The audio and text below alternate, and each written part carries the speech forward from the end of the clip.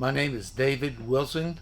I live in Joshua, Texas. This is a story about my fascinations with the 71, 72 model Chevy pickups. I have a 72 Chevy Cheyenne. It's all original except for the motor. Well, the engine is a 383 stroker. It was built by my brother. I've idolized him all my life. He's been a mechanic since he was, a teenager. Done fantastic things. Built motors, all kinds of, feats of mechanical abilities. Never once had trouble with any of these motors that I know of.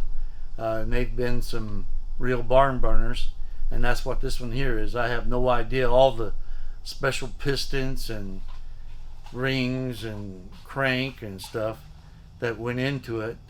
I just know that when we fired it up on the cherry picker, it sounded awesome. I bought this motor years ago when I had a 71 3/4 ton work truck. It wasn't as beefy as it is now. My brother rebuilt it for me, and he from like 400 horse, and now it's over 500 horses now. He's also disabled.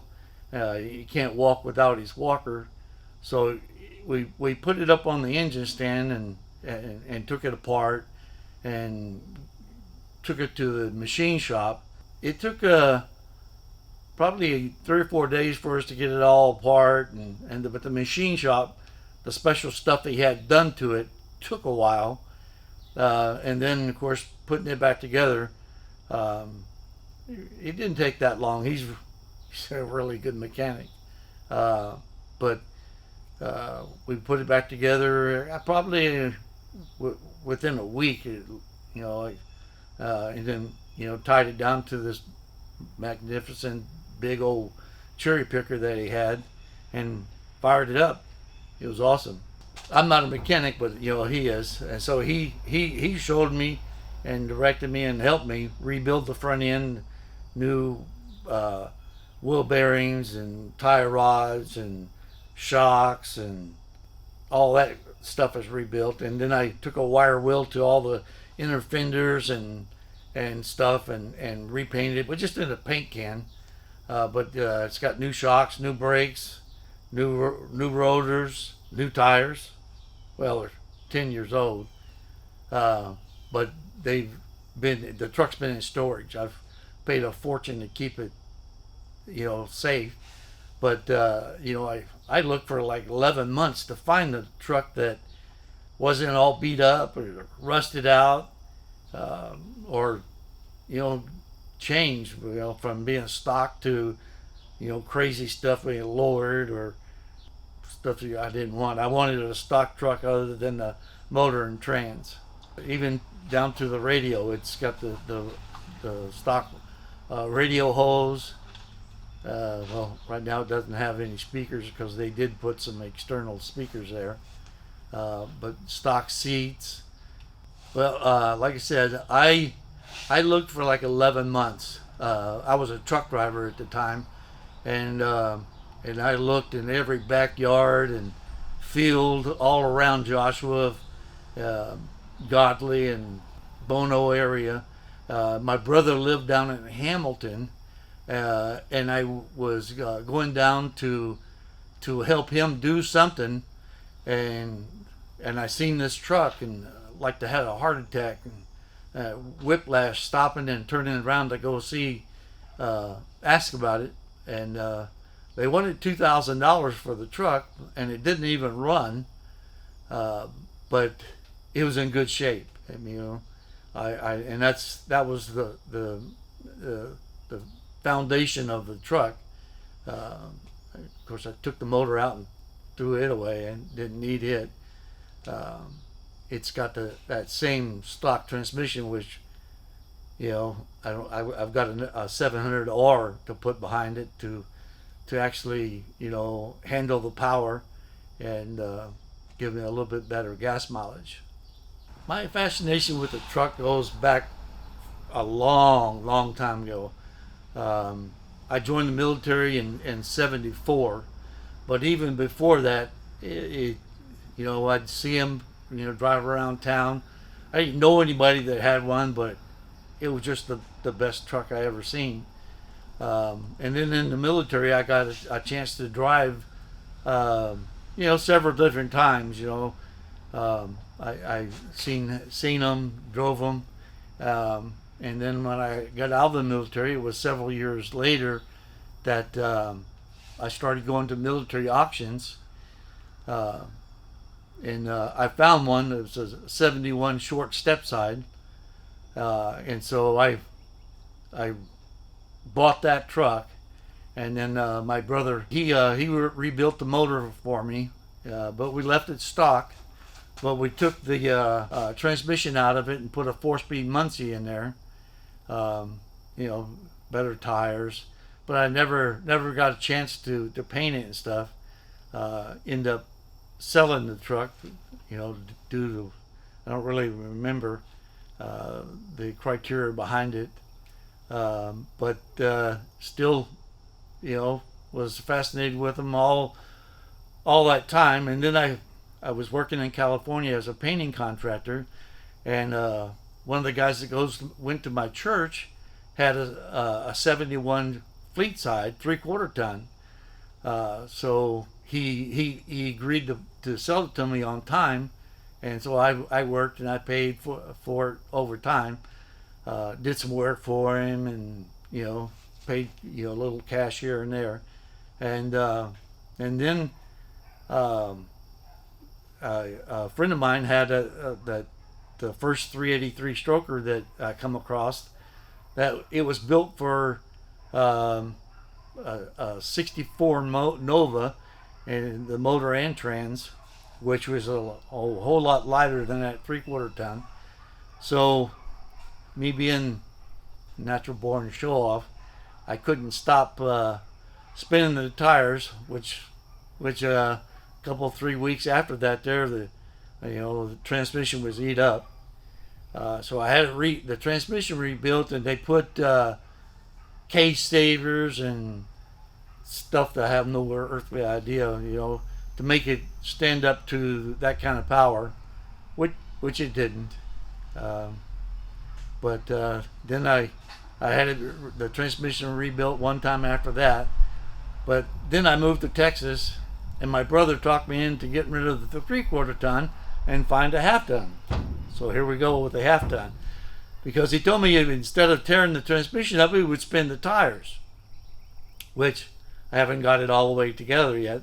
I know it's going to have a lot of power, based on his word of figuring out the 350 and the different things that he done and all that math stuff that actually to figure out how much cubic inches it was going to be, and that's how it comes out to be a 383 stroker. And so this is actually my third truck I'm building for myself.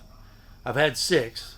I bought one truck because I wanted to put a 4-speed back in this.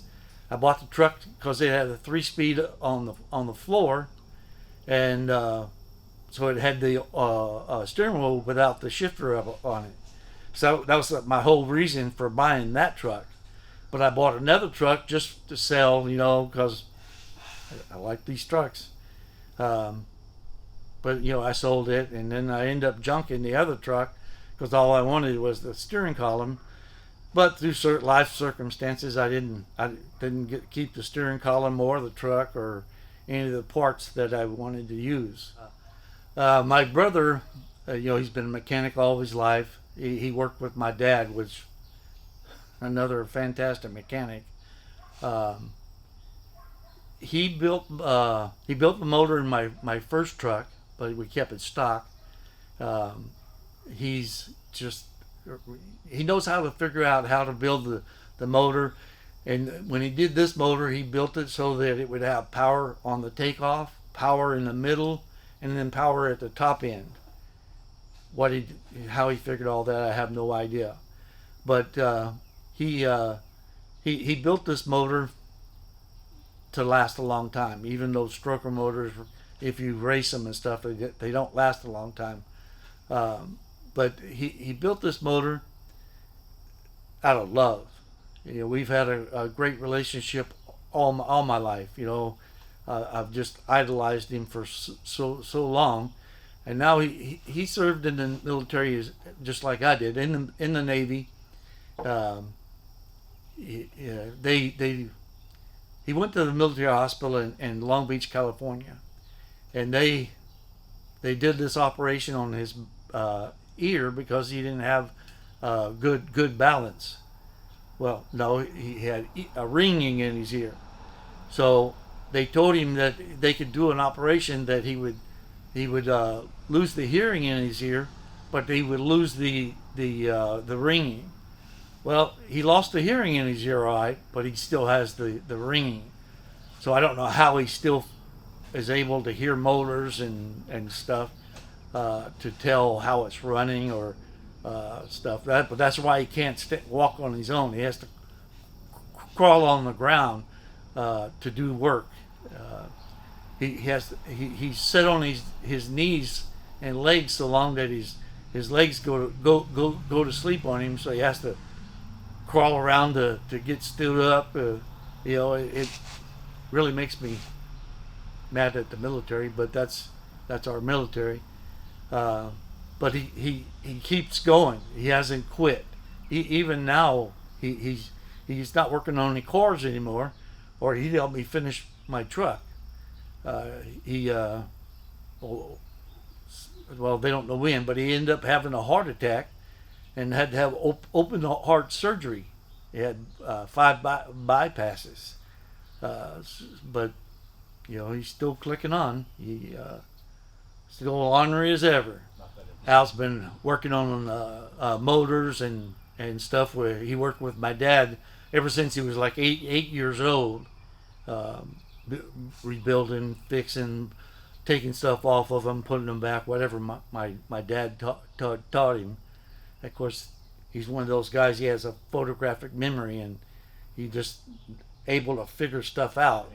Yeah. Al's been rebuilding cars, working on cars. You know, since he was 8 years old. And this one here is his last motor he's going to build. So it's a part of history. It's going to be with me until I die. Of course, after that, I don't care who gets it. Well, actually, I do. My nephew's daughter, her name is Cheyenne, and they want the truck because it's a Cheyenne truck. Of course, she can't have it with this hot rod motor on it, but that's between him and his daughter.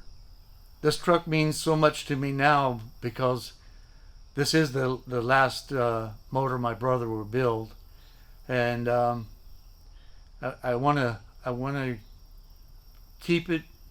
You know, of course, we're both hot rods, so we'll go out and do burnouts and just drive around and cherish it and enjoy the meaning behind it, all the work that it took to build it, to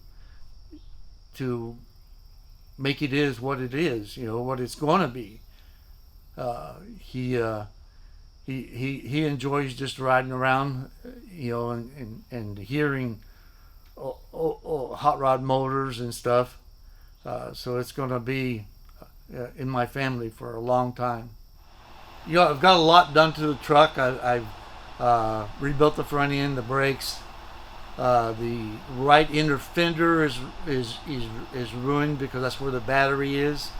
The transmission needs to be rebuilt because even though it worked before, came out of a Suburban, but probably needs to be rebuilt because of the power of the motor. The interior needs to be done. I have the heat shielding stuff, but I don't got no carpet yet. Needs a windshield, and it needs to be painted for sure. which I want to go with black and silver. I have a few trim pieces that are missing. Like I said, I want to go with black and silver. Right inner fender needs to be changed.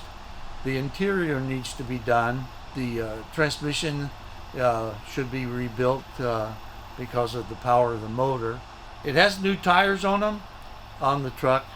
They're actually like 10 years old because I've been collecting parts for 10 years. But the truck's always been inside. I've spent a hoot of money trying to keep it inside. But I have, they're called rally rims. I'm not sure what they came off of, but they need to be painted. I tried to paint them myself, but I'm not very good at that. But I have 5 new tires and 5 rally rims for it. I have the original spare tire holder. I have the gas tank, inner and outer kick panels, I think is what they're called.